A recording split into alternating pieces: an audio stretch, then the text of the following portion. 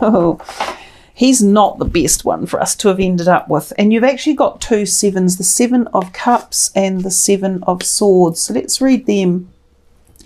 No more procrastinating. Your power comes from making a decision. Confusion that arise from over-analysing the options. There is a better choice, not seeing things clearly and running away from the truth. So as I say, I think when the eclipses come, you can't really run away from the truth because the truth opens up. You may be offered certain things around this time frame, and some of you might be really tempted to take them. So be very careful about what you pick and who you let into your inner circle. This guy, the 7 of Swords, is one of the cards I dislike the least, although she still makes it a beautiful card to look at in this particular deck. It can mean that there are untrustworthy people around. So someone who might be trying to scam you or do something to defraud you one way or another. Now, I have also noticed when this card comes out, it can actually mean at a global level, especially when I'm doing general readings.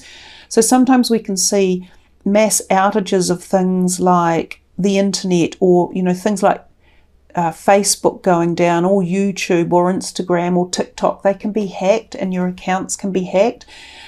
So we'll see if that actually happens anytime from now, which is mid-May through to the end of June type thing, to see if there's something big that goes on globally. But for your own sake, just watch your own personal identity and keep a watch on it. Also, any offers that come in, do your due diligence and make sure you select the right thing. So we'll get those two out of the way straight away, and then I can put them over there because I'm not a fan of either of them really. And the 7s are very cerebral and they make us think a little bit more. So putting the process of thinking behind their actions is actually quite important. It also means if you're doing something, this one, that is a bit dubious, don't do it because you will be found out and you'll be caught. So it also tells us that.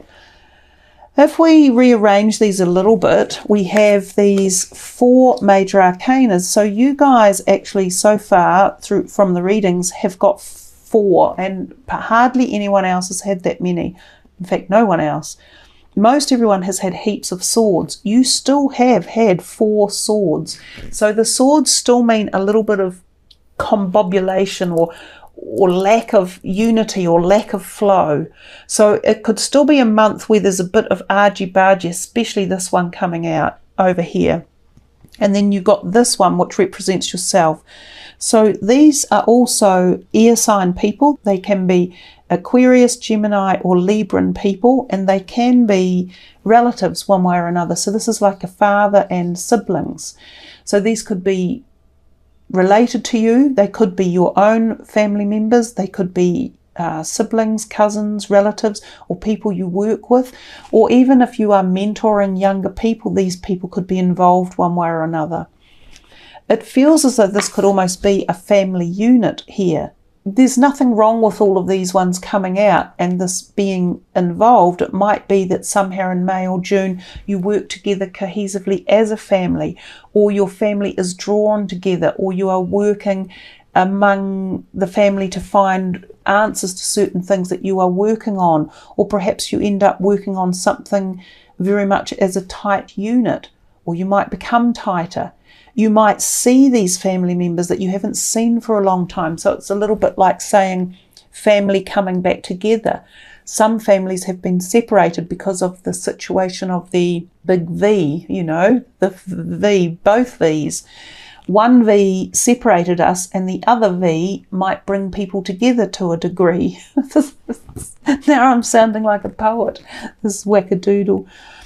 I'm talking in code, obviously, but I don't know why, because my videos have been already heavily restricted and not that many views are done on them anymore. So look at the words that are on the top for the positive energy field to come from these anyhow. This is brilliant, loyal, talented and friendly.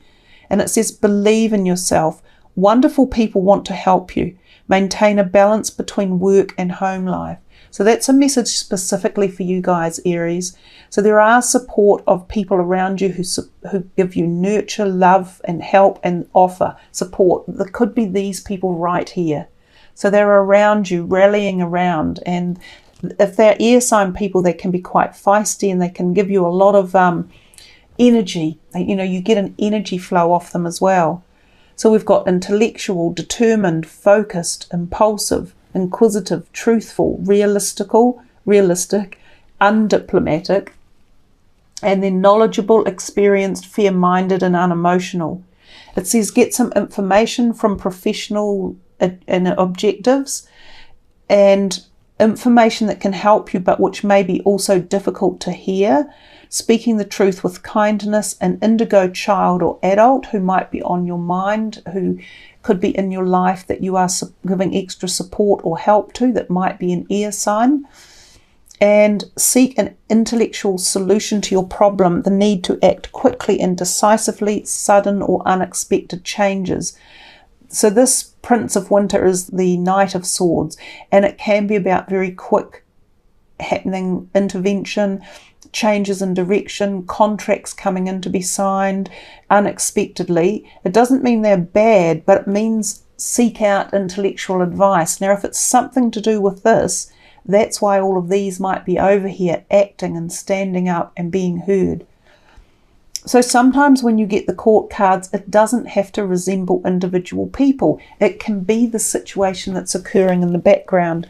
And that's why court cards in a reading can be convoluted, because they're either people that are coming in or they are situations that you need to address one way or another. You need to figure out yourself which way these court cards are talking to you. Is it about people in your life that you need to pay attention to or that are supporting you?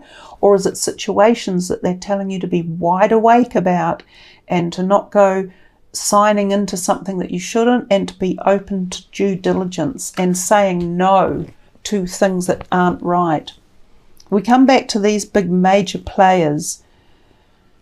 The Star, actually, this was really good to get, and the Star did come out before these two. The Star always lessens any negative impact cards. So the Star can sit over there on top of those two and have a great positivity to it. It comes to you as protection from the celestial realm, sometimes from spirit guides, guardian angels, even angelic archangels. So there's a lot of protection around when the Star is out. It says here, look to the future with hope and optimism, the power of faith to move mountains, happy changes that bring relief from challenging times. So really, really optimize the energy of the Star. You can take a photo of that and keep it on your phone. Reread those words and embellish that energy coming in. It's positive and it's fueled with greater universal energy that gives you a great deal of impetus and energy moving forward. It can be about bringing balance into the body and nurturing the body with food and water that is good for you. So drinking really high quality mountain water or mineral water, something along those lines, can be beneficial as well. So the Empress, the Wheel, and the Priestess. The Wheel comes out the least probably of all the cards because it's a major player. It's the number 10. It's often indicating the end of a cycle. It said delays are over, sudden or unexpected good luck, a new car or travel. Again, great meanings behind the Wheel. That's a fairly shortened version of the depth of it, but great positivity there. So if there have been delays, you're moving now into a faster pace. You are turning the corner. A new evolutionary process is coming. For some of you who have had a decade birthday, this is the beginning of your new decade, and it looks as though it's a great way to start the decade with the Wheel coming in. Some of you may be traveling. You may have a new car or experience travel or movement along those lines.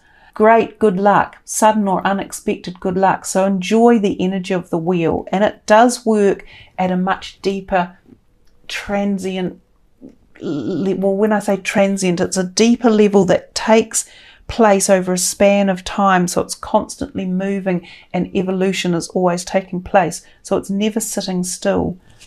The Empress time to take action, the power of creativity, success that allows for the life of luxury or a life of luxury.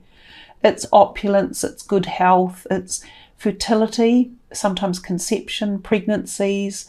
It is the harvest of life. It's reaping the rewards of hard work, of knowledge gained. And that brings us to the High Priestess. Trusting intuition, careful reflection before taking action, insights that come through meditation. So moving into that realm of your psychic awareness, listening to the messages that come through dreams, hidden messages like synchronistic events. Some of you may become more interested in esoteric knowledge or writings or learnings. You may be opening up to the holistic world. Some of you may be moving into healing or psychic work, and this, you could find that at this time you become even more psychic and aware. Again, this is a card of fertility often, so we've got lots of fertility in here. And fertility isn't just a pregnancy, it's fertility or conception of ideas that are coming through. So some of you might be really pumping out ideas and creativity for new businesses or concepts, or making something, or engineering, or structuring something. So there's a massive amount of creativity within this reading, and even that, she's creating something on the spinning wheel. So if you took those three major arcanas together and really powered them up and utilized the energy field they're delivering to you, you would be surprised what can come from this within your reading if you really, really allow it to open up. And then you place the star on top of it again, and boom, it just exponentiates everything. It just creates a bigger field of positivity. Pretty interesting reading there for you. I think they're talking a lot about the future, about prospects, about ideas, about movement, concepts, good fortune. There is those 2 sevens that were around. I don't know why I picked up that other card. There are the 2 sevens that are around, and yeah, just be careful, do some due diligence around things that you are wanting to uplift, contracts or new people coming in. Keep your personal identity safe. Ask if you want something in life. Ask these helpers that are here in the star card, your personal agents of light and interaction and manifestation. Some of you may have had a burning question that you're wanting to ask, and it doesn't just have to be a celestial one. You might be needing to ask someone else for help or information. Entrepreneur, some of you are thinking of moving into the business field or sector. This could be a good time to do something along those lines, and it comes right under the ask. So if you're thinking of expanding into working for yourself, do some question seeking, look into it, ask some big questions, do some due diligence, because it feels as though it might be a time that some of you could really and truly do work for yourself. Innocence. If you're holding a grudge about something or someone, look into it a little bit more. You might find out that they aren't necessarily, as guilty as you've been charging them with. The law of attraction, beautiful card. Your thoughts are what you think is what you create. You are what your thoughts are. And spend time on the things that you want to attract into your life. So if you're looking for a new partner, spend time on the positive aspects of that. Embellish it, feel into it, make it real. If you're looking for new pets, there's plenty of animals on that card. Imagine them coming in, feel into their energy line and believe it. There's a big amount of believe. You must believe for it to happen and manifest. One more in here for Aries. Okay. Blessing in disguise. So if some of you have been going through something, it is a blessing in disguise. It might be long-term duration. It might have been a short event. It is teaching you something. And every time we go through a lesson, we grow. And when we grow, we expand. And when we expand, we become more one with the universe. So the power of experiencing things and understanding the concepts of them happening to us, and that it's not always super bad. You know, yes, we might have had some bad luck, or yes, something happened that we didn't want it to, but it's teaching us along the way.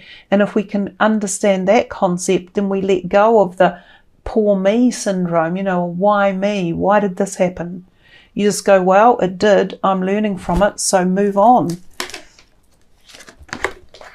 God of the underworld, something which no longer serves you is about to end. That's a great card to get. This can be not so much the darker side, but the things that have been dreary or dredging you down or holding you back. And it can be things like addictive tendencies or codependencies or negative relationships or lack of self-confidence or lack of self-esteem or lack of money or lack of this or that. That's another really good card to receive. He's moving away. He actually is empowering you to stand up and be strong so that what doesn't serve you dissipates and leaves. And that's a blessing in disguise as well. Two cards telling the same thing. Goddess of the shadows. What you perceive to be your dark side holds a hidden treasure. Exactly. So what you thought was, you know, a curse or something that was holding you back or not good was a blessing in disguise. And whether it was something, a part of your shadow aspect, like a codependency or an addiction to something, or a lack of freedom from something, or a lack of self-esteem, or a lack of feeling strong enough, these things are all beginning to dissipate away because your higher self is understanding the place in which it's played a role in your life and the purpose to which it's given you the who you are. Every aspect of us is a part of us that we have to integrate. And if we take pieces of each aspect, it makes us whole. And when we're whole, we are stronger and brighter than anything. Then we can't be then brought down, or we can't be pushed back down by ourselves or others, because our strength and our unity and our wholeness is there. Very, very powerful very powerful reading, actually, Aries. You've had a lot of amazing messages and some great protection around you as well, especially if there is some darker energy that's trying to create a rift or something negative in the background. They're being pushed away. They're losing their power, and you're regaining your power and your energy. Wow, big, nice ending there. Big read.